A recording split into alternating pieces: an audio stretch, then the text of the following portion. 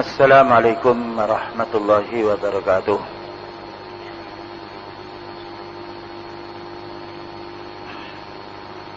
Innal hamdalillah nahmaduhu wa nasta'inuhu wa nastaghfiruh wa na'udzu billahi min shururi anfusina wa sayyiati a'malina. من يهده الله فلا مضل له ومن يضلل فلا هادي له أشهد أن لا إله إلا الله وحده لا شريك له وأشهد أن محمدا عبده ورسوله اللهم صل وسلم على نبينا محمد وعلى آله wa ashabihi ajma'in, amma ba'd. Ayyuhal ikhwah, kaum muslimin yang dimuliakan oleh Allah Ta'ala, insyaallah kajian kita malam ini melanjutkan pembahasan kemarin, yaitu bab masalah Id, yaitu hari raya.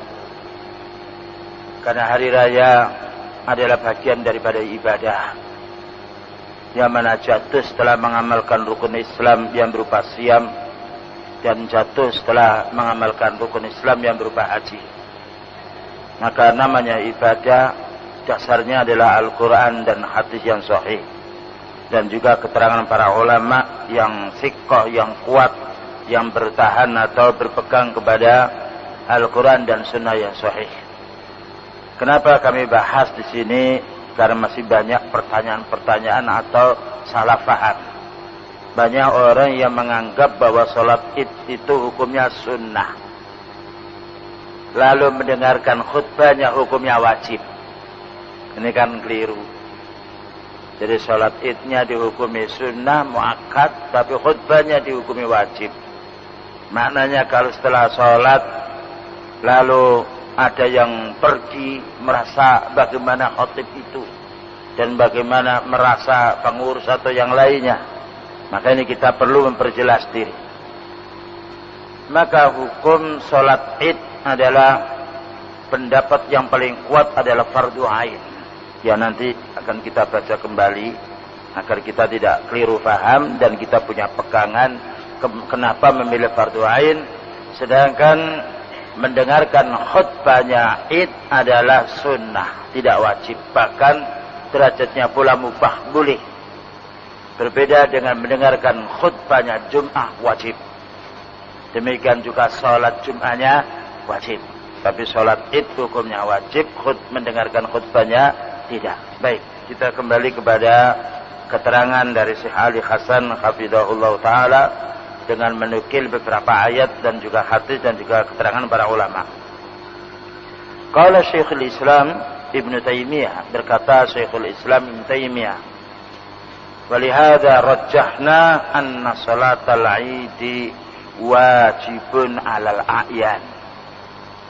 Oleh karena itu kami memperkuat, katanya Syekhul Islam Ibnu Taimiyah. Beliau adalah ulama sunnah yang terkenal. Maka kami memperkuat bahwasanya hukum sholat Id itu adalah wajib. Dan wajibnya adalah wajib al-a'yan, wajib masing-masing untuk kaum muslimin. Bukan karena wajib ada dua. Ada wajib kifayah, fardu kifayah artinya seperti sholat jenazah, seperti adzan. Kalau sudah ada satu muadzin, yang lain gugur kewajibannya.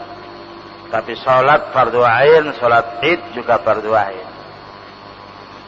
Pendapat beliau ini bukan dari akal pikirannya saja, tapi juga bersandar dengan para ulama, yaitu kaqauli Abi Hanifah, seperti pendapatnya Imam Abu Hanifah, imam yang ahli tauhid, imam yang terkenal, bahkan juga mempunyai pemahaman masalah fikih, wa ghairihi, dan juga selainnya, wa huwa akhadu aqwali Syafi'i, dan juga yang mengatakan wajib ain ini termasuk salah satu di antara pendapatnya Imam Syafi'i. Jadi Imam Syafi'i menghukumnya juga wajib. Wa Ahmadu, dan juga Imam Ahmad, wa akhadul qaulaini fi madhhabi Imam Ahmad, dan juga salah satu pendapatnya di antara Imam Ahmad. Ini Syekhul Islam Taimiyah jadi menukil perkara ini wajib karena berdasarkan para imam. Wa qawlu man qala, adapun pendapat orang yang mengatakan la tajibu, tidak wajib, fi ghayatil bukti, ini sungguh jauh bisa diterima. Sungguh jauh bisa diterima. Fa innaha, kenapa? Pertama, fa innaha min a'dhami sya'airil Islam. Karena salat Id termasuk paling besarnya syiar Islam, yang mana kita tidak menjumpai ramainya, maraknya salat dibandingkan salat Id. Bagaimana tidak dikatakan wajib? Wan nasu yajtami'una laha a'dama minal jumu'ati. Manusia berkumpul salat Id ini lebih besar, lebih marak dan lebih ramai, lebih banyak daripada salat Jumat. Waqad syuri'a fiha takbir, bahkan juga salat Id ini disyariatkan sebelumnya bertakbir, yang itu tidak ada pada salat Jumat.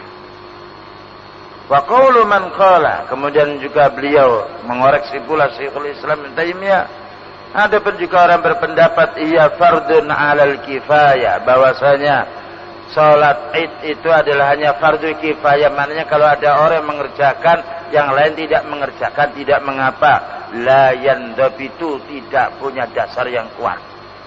Tidak punya dasar yang kuat. Wa qala al-'allama Imam Syaukani rahimahullah. Imam Syaukani adalah imam yang bermadhab dalam urusan fikihnya kepada Imam Syafi'i. Fi Sailul Jarrar, di dalam kitabnya Sailul Jarrar, juz 1 halaman 315, maka beliau mengatakan i'lam anna nabiyya sallallahu alaihi wasallam lazama hadhihi sholata fil aidaini. Ketahuilah bahwasanya Nabi sallallahu alaihi wasallam senantiasa mengerjakan salat dua Id ini, tidak pernah beliau meninggalkannya. Sesuatu yang tidak pernah ditinggalkan menunjukkan wajibnya pula. Walam yatrukha fi 'idin minal a'yad. Beliau tidak pernah meninggalkan satu kali saja salat Id ini. Berbeda dengan salat tarawih. Beliau pernah salat di masjid dan pernah pula meninggalkannya karena khawatir itu dihukumi wajib dan turun ayat menjelaskan tentang kewajiban. Beliau pernah salat di masjid karena bertambah hari, bertambah banyak salat tarawih ini, akhirnya beliau mundur. Kasihan umatnya kali ini sampai turun ayat tentang yang wajib. Alangkah beratnya umat ini. Salat 5 waktu saja belum tentu dilaksanakan dengan berjamaah, maka bagaimana 11 rakaat setiap harinya ba'da isya, yang itu waktu yang berat untuk orang munafik, lalu diwajibkan pula. Ini menunjukkan beda dengan salat Id yang beliau tidak pernah meninggalkannya. Tidak cukup beliau mengerjakannya, wa amaran nasa bil khuruji ilaiha. Beliau itu menyuruh manusia agar keluar menuju ke tempat salat ini. Tidaklah diperintah keluar menuju ke tempat salat kecuali harus salat. Bagaimana kita diperintahkan keluar untuk salat lalu tidak salat, lalu dihukumi itu bukan salat yang wajib? Bahkan hatta amara bi khurujin nisa wal awati wa dawatil khudur. Bahkan juga Rasulullah SAW menyuruh, yaitu Ummu Atiyah, agar memerintah wanita-wanita ini supaya keluar menuju ke tempat sholat pula, baik itu gadis-gadis atau yang lainnya, gadis pingitan. Ya. Padahal ada dalam satu hadis, paling baiknya sholat untuk wanita itu di rumah, paling baiknya, bukan di masjid. Tapi sholat Id beliau menyuruh. Nah, ini menunjukkan hukum sendiri. Jika paling baiknya sholat 5 waktu yang lainnya, ya 5 waktu itu baiknya wanita itu di rumah, maka bagaimana diperintahkan wanita itu sholat Id di lapangan? Ini menunjukkan hukum yang wajib pula. Bagi pendapat yang menguatkan wajib, kuat, kokoh dia, ibaratkan pondasi tidak goyang dia, tidak bisa dikalahkan dengan pendapat yang melemahkannya atau yang menganggap sunnah atau fardu kifayah. Bahkan juga wal khuyyadah, memerintahkan wanita-wanita yang haid. Yang datang bulan, amara al khuyyadah, diperintahkan keluar ayat tazilna salat, tetapi tidak menjalankan salat, tetapi apa, wa yashdadnal khaira, agar menyaksikan kebaikan-kebaikan yang dilakukan oleh kaum muslimin. Karena memang wanita yang haid tidak boleh dia salat. Apabila salat maka berdosa dia. Tidak diterima berdosa karena larangan. Jadi ada orang salat itu haram, tidak dapat pahala malah berdosa. Seperti salat di kuburan, salat di WC, salat pada pas terbitnya matahari atau tenggelamnya matahari. Jangan kita berpikir salat kok tidak boleh. Jangan begitu. Salat itu kadangkala wajib, kadangkala dia sunnah, kadangkala pula haram. Tapi beliau memerintah agar menyaksikan, agar wanita-wanita yang uzur tidak salat ini menyaksikan pula, yaitu orang-orang yang sedang salat pula. Wa yashhadna da'watal muslimin, dan juga menyaksikan dakwahnya kaum muslimin, seruannya kaum muslimin. Hatta amara man la jilba balaha antul bisa sahibatuha. Bahkan juga beliau memerintahkan untuk wanita-wanita yang tidak punya kain yang menutupi semua auratnya, hendaknya meminjam, yaitu saudari-saudarinya. Seandainya ini bukan perkara yang wajib harus keluar yaitu di lapangan, kenapa beliau sampai menyuruh agar pinjam jilbab? Padahal menurut asal wanita itu hendaknya tinggal di rumah, waqarna fi buyutikunna, sebagaimana disebutkan di dalam surat Al-Ahzab. Maka hendaknya kalian wanita menetap di rumahmu, tapi hukum ini disuruh keluar, disuruh pakai jilbab.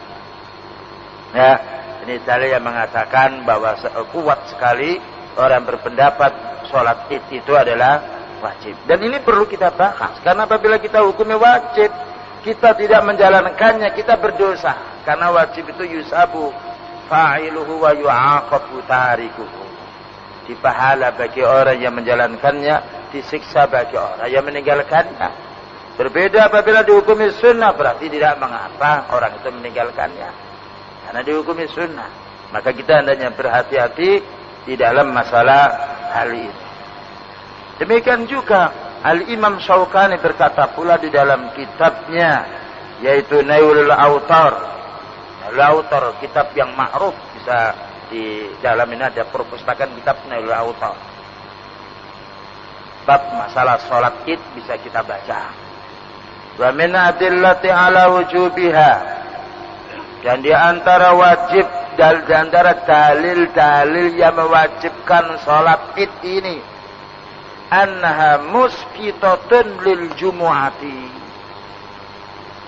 ya, bahwasanya sholat id itu bisa menggugurkan sholat Jum'ah apabila pas berpapasan dengan waktu Jum'ah, ya, sebagaimana hadis Rasulullah sallallahu alaihi wasallam, dan juga yang dikatakan oleh beliau, apa katanya, riwayat dari Iyas bin Abi Ramla Asy-Syami, diriwayatkan hadis ini oleh Abu Dawud. Qala sahidtu Muawiyata ma'a Abi Sufyan, saya pernah ikut bersama Abi Sufyan, Muawiyah bin Abi Sufyan. Wa huwa yas'alu Zaid bin Arqam, maka dia menanya kepada Zaid bin Arqam, ashhadta ma'a Rasulillah sallallahu alaihi wasallam al-idaini ijtama'a fi yaumin. Wahai Zaid bin Arqam, pernahkah kamu menjumpai bersama Rasulullah sallallahu alaihi wasallam salat dua hari raya yang salat id yang bergabung satu hari? Salat id bergabung satu hari itu maknanya salat Idul Fitri atau Idul Adha dan salat Jum'ah bergabung, yaitu satu hari ada dua hari raya. Hari raya Idul Fitri atau Idul Adha, kemudian hari raya hari Jum'ah. Karena namanya hari raya, kemarin kan dijelaskan hari raya itu maknanya berulang, diulang kembali seperti salat Jum'ah. Apa jawabnya? Qala na'am, iya. Iya, pernah saya menyaksikannya.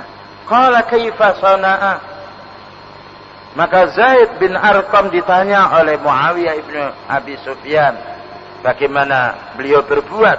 Qala shallal id. Maka beliau salat id. Beliau Rasulullah SAW salat id. Summa rakhasa fil jumu'ati. Kemudian memberi keringanan bagi orang yang tidak salat Jum'ah. Artinya boleh tidak salat Jum'ah. Boleh tidak salat Jum'ah.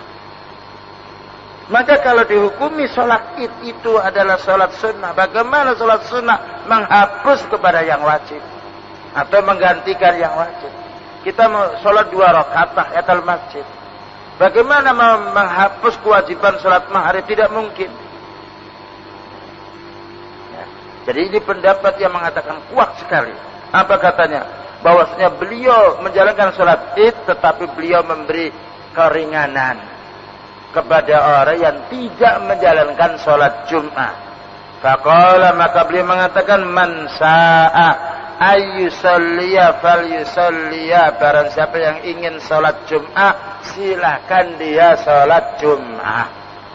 Hadis ini adalah disebutkan di dalam kitab At-Talhisul Khabir. Dan hadis ini adalah hadis disahihkan oleh Imam Ali bin Al-Madini. Ini menunjukkan bahwasanya derajat hukum sholat id, maka dia adalah wajib. Bahkan apabila berpapasan dengan hari Jumat, maka bisa menggeser kewajiban, yaitu sholat Jumat. Ya. Menggeser artinya boleh orang itu tidak menjalankan sholat Jumat. Bahkan para ulama pula sampai mengatakan boleh tidak menjalankan sholat duhur. Karena apabila kita boleh meninggalkan sholat Jum'ah, yang itu asalnya wajib, dan karena wajib ini sudah dipenuhi pada waktu dia sholat id, maka boleh orang itu meninggalkan sholat duhur, artinya hanya sholat asar. Seandainya hal ini bukan dihukumi wajib, maka tentunya beliau tidaklah memberi keringanan kepada sahabatnya untuk meninggalkan sholat Jum'ah. Walaupun menjalankan sholat Jum'ah itu lebih utama daripada meninggalkannya. Namun kalimat man sa'an yusalliya fal yusalliya. Barang siapa yang ingin sholat, maka silahkan dia sholat. Maknanya sholat Jum'ah, bukan sholat idnya. Lalu Imam Syaukani, merupakan ulama sunnah, mengatakan, wa ma laysa biwajibin, maka sesuatu yang hukumnya tidak wajib, la yuskitu ma kana wajiban, tidak bisa menghapus atau menggantikan yang tidak menggantikan yang wajib. Jadi amalan sunnah tidak bisa menggantikan yang wajib. Artinya begini, kalau kita sudah sholat tahiyatul masjid, itu bukan berarti gugur sholat wajib kita, tetap kita harus sholat wajib. Tapi kalau sudah qomat, nah kita mau sholat tahiyatul masjid tidak boleh. Nah, menggugurkan kan. Jadi wajib suatu saat menggugurkan sunnah. Kita sholat dapat 1 rakaat. Sholat tahiyatul masjid atau sholat sunnah qabliyah. Imam sudah datang dan qomat, wajib digugurkan. Wajib digugurkan sholat, yaitu sunnahnya. Jadi wajib bisa menggugurkan sholat sunnah. Itu tadi contohnya. Namun sunnah tidak bisa menggugurkan yang wajib, karena kita tidak menjumpai dari amalan beliau atau sabda beliau sallallahu alaihi wasallam. Ini perlu difahami cermat agar kita tidak yaitu bingung di dalam memahami masalah hukum, dan agar kita bisa menganalisa, bisa memilih. Ketika ada orang bicara hukumnya ini, kita punya patokan yang kuat. Ya. Ibaratkan ada orang yang jualan ini air, jualan ini air, minuman, kita bisa memilih, ini minuman yang segar, ini minuman yang mengandung sehat. Karena kita mengerti nilai air itu sendiri. Kalau kita mengerti nilai ibadah yang secara sunnah, maka kita bisa memilih. Berbeda dengan orang yang tidak menuntut ilmu, apa katanya orang. Nah, selanjutnya waqad sabata annahu sallallahu alaihi wasallam lazamaha jama'atan mundu syuri'at ila an mata. Katanya Imam Syaukani rahimahullah, maka sungguh beliau telah menetapkan salat id ini dengan berjamaah, tidak dengan sendirian. semenjak disyariatkannya salat Id ini sampai beliau meninggal dunia. Sampai meninggal dunia. Wandamma ila hadhil mulazamati at-ta'ima amruhu lin-nasi bi ay yakhruju ila salat. Maka di samping beliau mengerjakan salat, yaitu berjamaah salat Id ini, didukung pula, dianjurkan pula, ditekankan pula agar umatnya keluar ke tempat salat. Maka tidaklah diperintah agar keluar menuju ke tempat sholat, melainkan karena hukum sholat itu wajib. Melainkan hukum sholat itu sendiri wajib. Ini dijelaskan di dalam kitab Nailul Autar. Silakan, yaitu juz 3, melihat juz 3 halaman 382, atau kitab Ar-Raudhatun Nadiyah, ya, yaitu juz 1 halaman 142. Wa qala Syekhuna Albani, katanya Syekh Ali Hasan, dan berkatalah Syekh kita, itu Albani rahimahullah, bisa dibuka di dalam kitab Tamamul Minnah, yang ini koreksi terhadap kitab Fiqhus Sunnah oleh Syekh Sayyid Sabiq, halaman 344. Kita perlu pakai tahlil, perlu pakai rujukan. Ba'da irati hadis Ummi Atiyah, setelah Albani rahimahullah menyampaikan hadis Ummu Atiyah yang diperintahkan oleh beliau sallallahu alaihi wasallam agar menyuruh wanita-wanita gadis itu keluar yang tidak punya baju segera pinjam. Maka beliau mengatakan fal amrul madhkuru yadullu 'alal wujub. Perintahnya beliau kepada wanita-wanita yang tidak punya baju hendaknya pinjam saudarinya, ini perintah ini menunjukkan wajib. Jika wanita yang asalnya paling mulianya sholat di rumah disuruh keluar ke masjid, bagaimana kaum pria? Nah, wa idza wajabal khuruju, apabila wajib kita itu keluar, wajibas sholatu min babi aula kama la yakhfa. Katanya Syekh Albani rahimahullah, kalau kita diperintah keluar menuju ke tempat sholat, berarti kewajiban menjalankan sholat lebih utama daripada perintah keluar itu sendiri. Fal haqqu wujubuha la sunniyatuha fa hasbu. Maka pendapat yang benar adalah pendapat yang mengatakan itu wajib dan bukan pendapat yang mengatakan itu sunnah, ya. Jadi ini keterangan yang cukup, ya, tuh jadikan pegangan bagi kita yang kita sitir dari kalangan para fatwanya para ulama sunnah seperti Imam Ahmad, Imam Syafi'i, Imam Hanafi, bahkan juga Imam Ibnu Taimiyah, bahkan juga disebutkan boleh dalam kitab ini rujukannya atau referensinya dari kitab Nailul Autar atau Al-Jarrar atau Ar-Raudhatun Nadiyah, dan masih banyak lagi yang menjelaskan dalam hal ini. Baik, sekarang berkenaan dengan khutbah.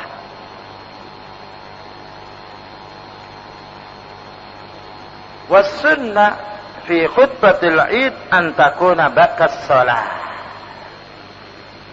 Maknanya sunnah itu amalan yang cocok dengan beliau, bukan sunnah artinya hukumnya sunnah. Was sunnah maknanya amalan yang beliau khutbah Id ini adalah setelah sholat, berbeda dengan khutbatul Jum'ah. Maka sebelum sholat.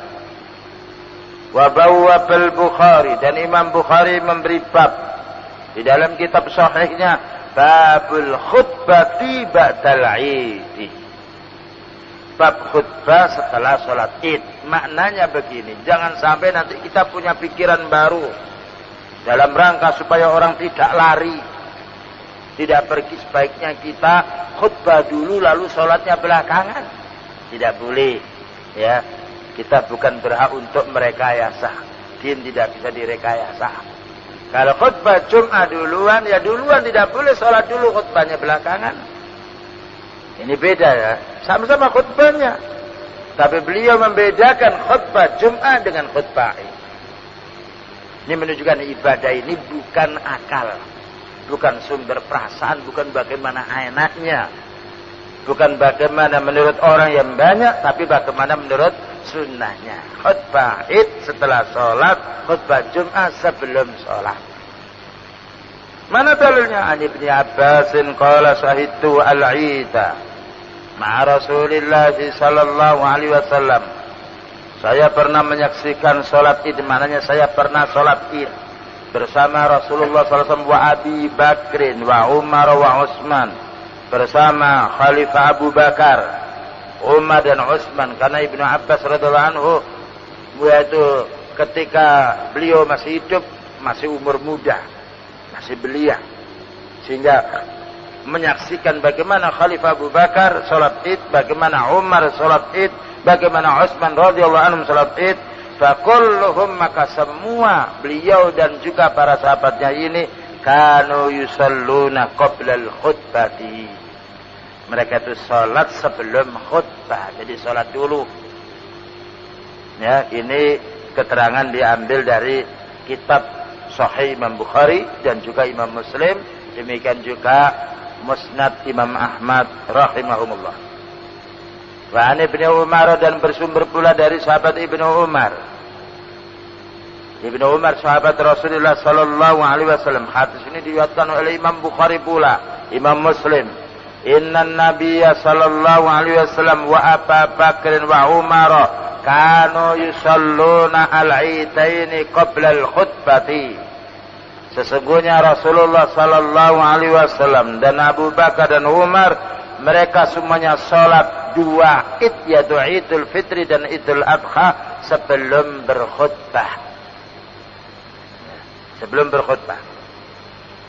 Adapun pernah terjadi yaitu khutbah dulu kemudian salatnya, maka dikatakan oleh Al-Imam Ad-Dahlawi mu'alliqan ala tabwibil Bukhari, mengomentari atau menjelaskan atas bab yang disampaikan oleh Imam Bukhari, yakni anna sunnatan Nabi sallallahu alaihi wasallam wa ma'mulal khulafa'ir rasyidin dalika.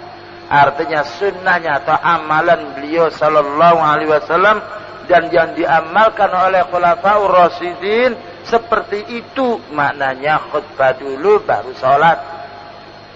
Wa ma waqa'a minat taghyir, adapun pernah terjadi pergeseran, digesernya khutbahnya pertama, salatnya ke depan, ini salatnya belakangan, akni taqdimul khutbah ala salati kiasan alal jum'ah, mananya didahulukan khutbah dulu kemudian baru salat, disamakan dengan salat Jum'ah, fahuwa bid'atun, ini adalah bid'ah. Adalah bid'ah, mana bid'ah itu tidak pernah dikerjakan oleh beliau. Yang tidak pernah dikerjakan paling jeleknya amal. Seandainya itu baik, mestinya beliau dulu yang mengerjakan. Yang dikerjakan oleh beliau itu paling baiknya.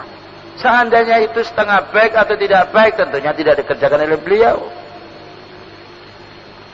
Sutirat min Marwan, maka itu muncul pada zaman Marwan, yaitu Khalifah Umawi, ya, Marwan bin Hakam bin Abil As, yang itu pada tahun meninggal dunia pada tahun 65 Hijrah. Nah, jadi nanti kalau ada orang mengatakan, oh dalilnya ada orang yang itu khutbah dulu kemudian salat Idnya belakangan itu, yaitu dari Marwan, maka ini kita bantah, ini Marwan bukanlah dia Rasulullah sallallahu alaihi wasallam. Ya. Tetapi siapapun yang bicara yang menyelisih Al-Quran dan menyelisih hadis Rasulullah sallallahu alaihi wasallam, kita tinggalkan yang menyelisih itu, kita mengambil yang hak, yang tetap, yaitu dari Al-Quran maupun sunnah Rasulullah sallallahu alaihi wasallam. Qala al-Imam At-Tirmidzi, berkata Imam At-Tirmidzi rahimahullah taala, wal amalu ala hadza inda ahli ilmi min ashabin nabiyyi sallallahu alaihi wasallam. Maka amal ini maknanya salat dulu kemudian khutbah belakangan untuk salat Id atau khutbah Id, maka ini diamalkan oleh sahabat-sahabat Rasulullah sallallahu alaihi wasallam. Anna salatal idaini qabla al-khutbati, bahwasanya semua para sahabat yang mulia mereka mengerjakan salat dua hari raya ini sebelum Id. Wa yuqalu, dan dikatakan, inna awwala man khataba qabla salati, sesungguhnya yang pertama kali berkhutbah dulu sebelum salat Marwan bin Al-Hakam. Bisa dilihat di dalam kitab ya, oleh Imam Syafi'i, demikian juga Aridah al-Akhwadhi oleh al-Imam al-Qadhi Ibnul Arabi al-Maliki. Baik, ya, jadi khutbah dilakukan yaitu setelah sholat Id. Sekarang al-khutbatu wa tahyiru bi khuduriha.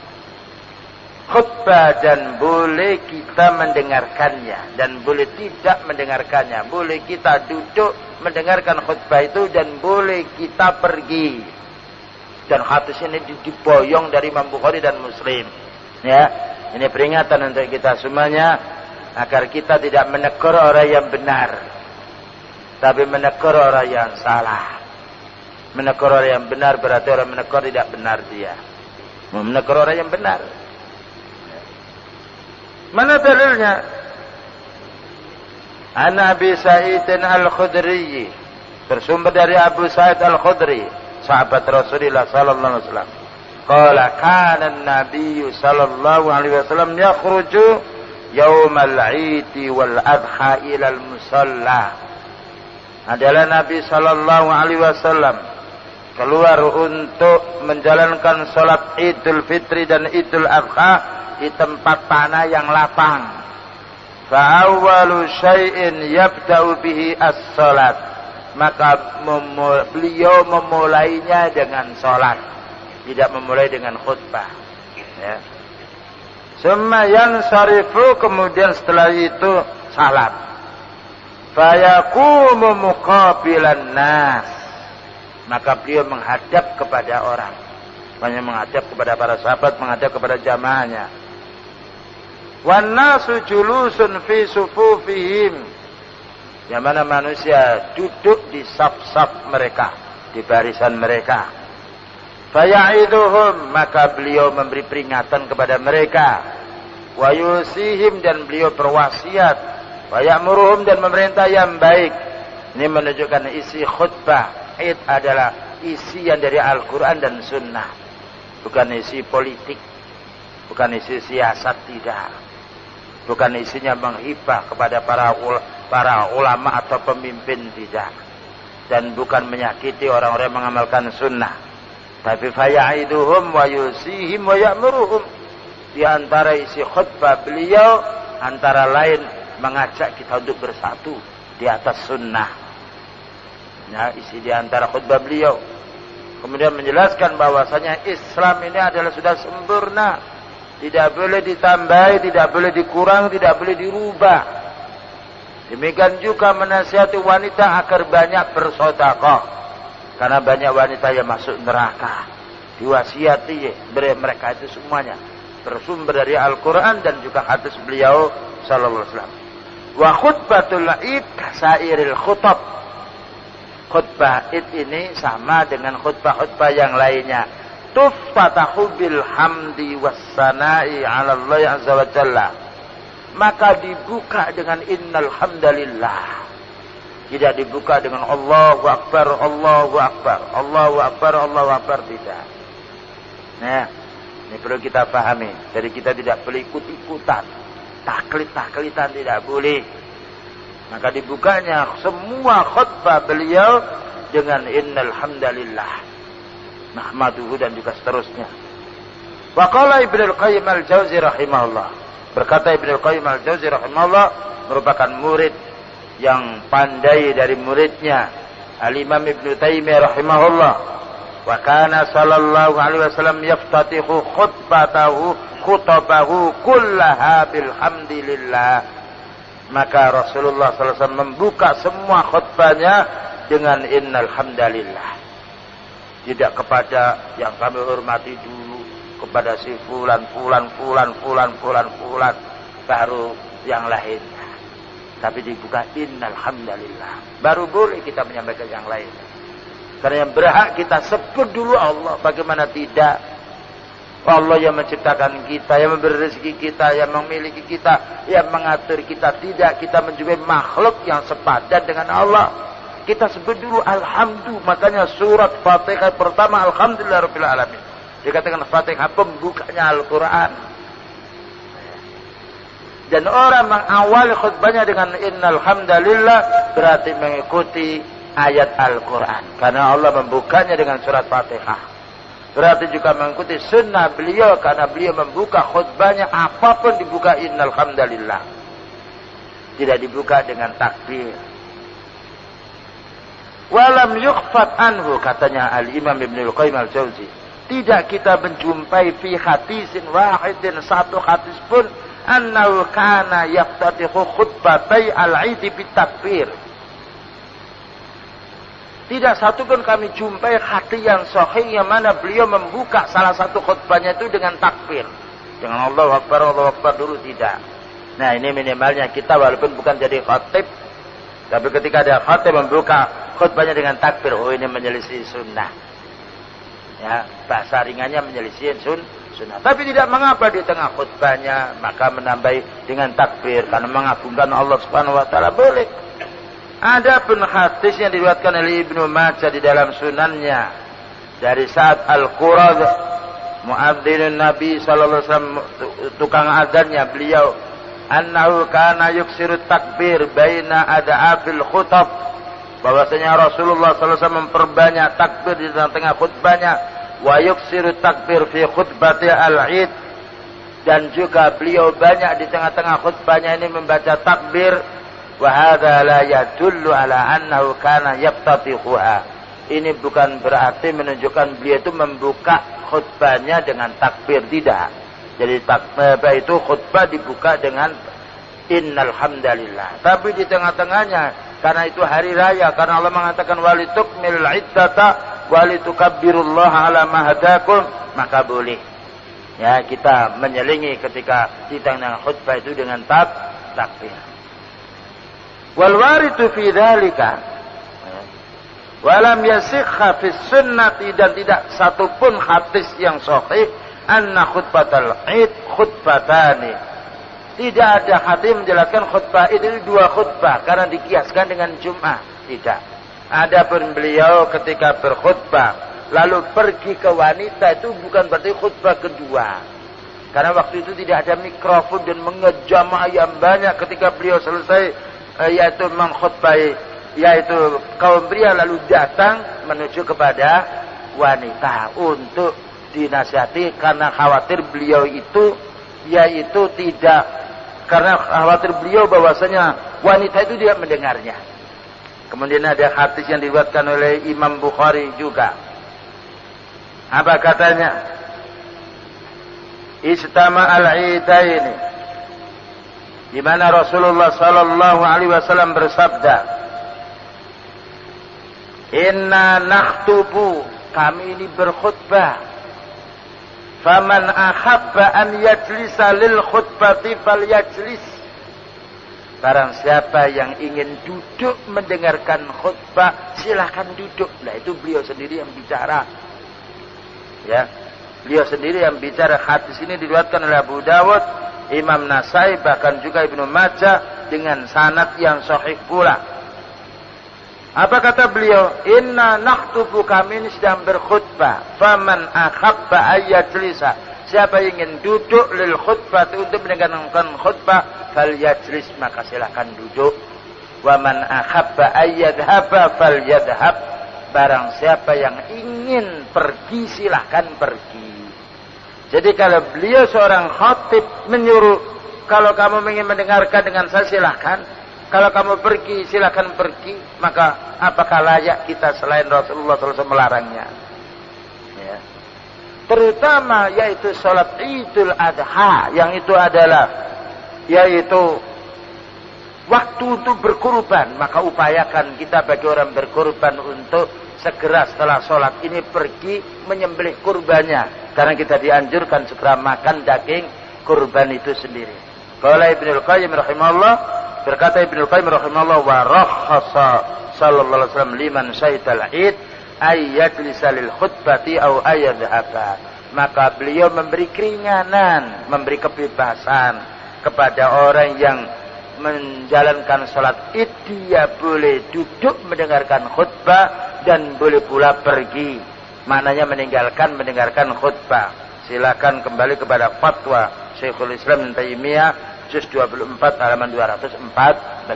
Begitulah kaum muslimin rahimani wa rahimakumullah, penjelasan singkat berkenaan dengan dua bab, yaitu salat Id dan juga mendengarkan khutbah Id. Mudah-mudahan ada faedahnya dan semoga kita senantiasa mendapatkan hidayah dan taufik dari Allah Subhanahu wa taala.